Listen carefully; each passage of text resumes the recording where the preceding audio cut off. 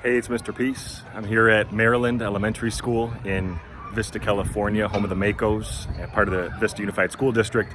This is my third visit here for this school year, 2023-2024, and another special afternoon with the AM/PM students, the after-school students and staff. We built on what we've talked about the last couple of visits, which was on bullying, positivity. Today we talked about respect. And I love that around their school they have so many different signs, like you can see down here. We have one that says, "I am kind." We have "I am safe." It has "I am purposeful," and then it says "I am a Mako," right? And to me, it's very inspiring because these students, teachers, the whole community, they really take an active interest in showing kindness, right? In showing respect. And in today's program, we talked about what does respect mean to you. Got a variety of answers, but a big one was self-respect and respect for others. And that always ties into the concept I bring up in every assembly, which is the fact that we're all miracles, right? M for miracle, M for Mako. The line's on all of our palms, right? We have at least one any chance. Sometimes a faint line connects it. But that M stands for miracle upside down. It stands for worthy, like the front of my shirt too. M for miracle. And if we can truly think about this, this is something that we can, incorporate in each of our days. And really try to make it a way of life. And so knowing that the principles that we stand for, like they're talking about being safe and kind, that's where respect starts.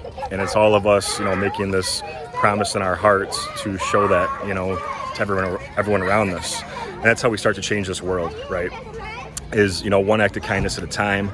And we start with ourselves. That can better the people around us, our families, our friends, our classmates, our coaches. It also helps us start to better our school, our home, our environment, where we grow up, the city that we live in. The other premise of today's program is to show that, through a variety of inspirational videos, some motivational music, call and response rap, hand motion rap, that we're trying to really incorporate these ideas of compassion and empathy, kind of putting ourselves in someone else's shoes and understanding that it's never too late to say I'm sorry if you've hurt someone else or need to apologize. But it's also important, that we choose to be that upstander, right? That if the bullying happens, which it's inevitable, we can always rise above that hate, stand up for someone with no voice or a small voice and try to be their advocate and say, look, what you're doing, it's not going to work for us. It's not going to fly because, we know that here, we stand for something that's really, really important. And that's to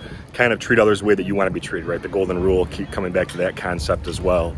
And, some other heartfelt stories that we talked about today, some were from my past, some were from, just other people that we start to see that including someone, another human being, is sometimes more important than even winning or losing, right? That it's even more important than us coming out on top.